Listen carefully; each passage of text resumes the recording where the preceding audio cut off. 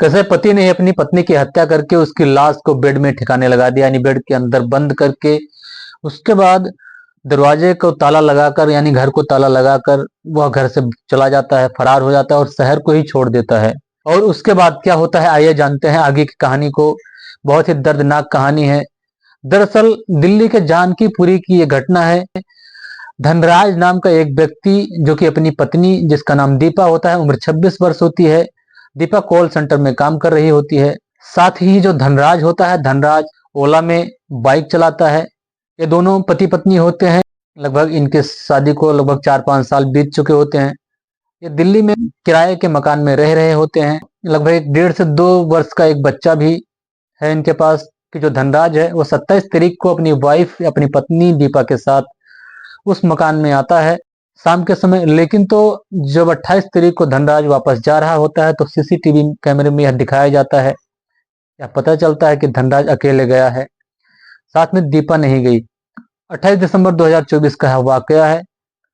कहा जाता है कि वहां पर जब 3-4 दिन और बीत जाते हैं 28 तारीख के बाद, तो वहां से हल्की हल्की सी दुर्गंध आने लगती है। और दुर्गंध जब आने लगती है तो लोगों को थोड़ा थोड़ा बुरा लगने लगता है। आस पड़ोस में पूछा जाता है। साथ ही उधर जो दीपा के परिवार वाले थे, उसके माँ बाप थे, उनको भी शक होने लग जाता है, क्योंकि वो भी फोन कर करके परेशान हो चुके थे। उनकी जो उनके कॉल का जवाब नहीं दिया जा रहा था, फोन करते थे उसको रिसीव नहीं किया जा रहा था। उनको भी शक होने लगा था, क्योंकि उनको दीपा और दीपा के पति के बारे में पहले से पता चला था कि लड़ाई झगड़ा हो रहा है और दीपा जो है उससे तलाक चाहती है। और फिर जब अंत में उनसे रहा नहीं गया तो वो धनराज के कमरे पर जा पहुंचे, जहां पर धनराज रहता था किराए पर। वहां पर जाकर पहुंचते हैं तो वहां कमरे के बाहर हल्की हल्की सी दुर्गंध आ रही होती है। साथ ही दरवाजे में जो है ताला लगा हुआ था। अब दीपा के परिवार वालों को थोड़ा शक होने लगता है।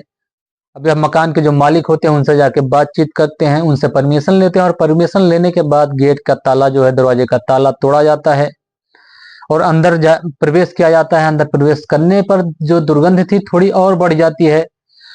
फिर ये लोग जो है जल्दी जल्दी से अपना जो है बाथरूम में, कमरे में, अलमारी में, जहां कहीं भी देख सकते थे, दौड़ दौड़ कर देखने लगते हैं। कमरा पूरा साफ सुथरा पड़ा था, कहीं कुछ नहीं था। और जैसे ही ये लोग वहां पर पास में एक बेड पड़ा हुआ था, बेड के करीब पहुंचते हैं तो और भी ज्यादा दुर्गंध आने लगती है। अब ये जो है जल्दी जल्दी उस बेड को खोलते हैं। बेड को खोलते ही देखते हैं इनके जो काटो खून नहीं, पैरों तले जमीन खिसक जाती है, दंग रह जाते हैं लोग।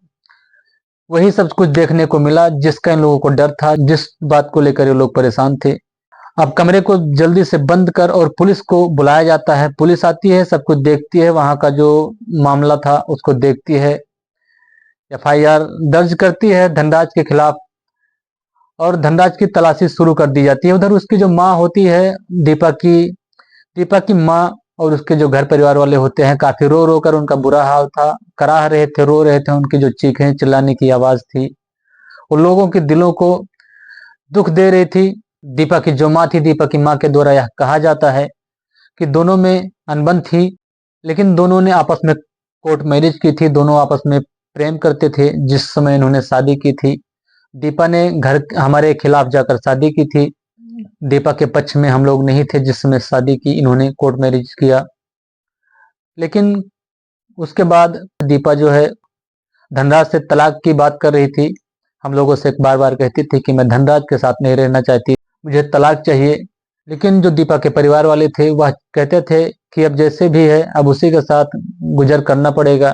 दीपा की माँ के द्वारा यह कहा जाता है कि उनकी जो बेटी थी कहती थी कि धनराज मांस मदिरा का बहुत शौकीन है, वह बहुत दारू पीता है, वह घर के सामान बेचकर दारू पी आता है और अपने दोस्तों को भी लाकर उसके साथ ही बेड पे लिटाता है, जो कि दीपा को बिल्कुल अच्छा नहीं लगता था। यह सब बातें वो अपनी माँ से बताया करती थी।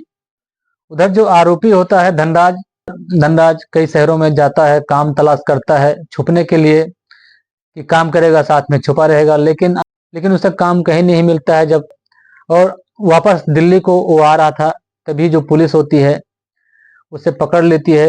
पुलिस के शिकंजे में फंस जाता है वह, और यह कबूल करता है कि उसने ही दीपा की हत्या की है। आगे इसके बारे में और क्या जानकारी निकल कर आती है, इसको जानने के लिए आप मेरे चैनल को सब्सक्राइब कर लीजिए। साथ ही इस वीडियो को आप लाइक भी कर सकते हैं अगर आपको पसंद आती है तो।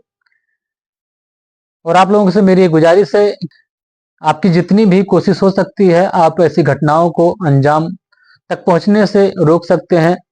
आपकी छोटी सी मेहनत से लोगों की जिंदगी बच सकती है। आप लोगों से यही गुजारिश है कि आप अपना और आपके अपने आस पड़ोस का ख्याल रखें।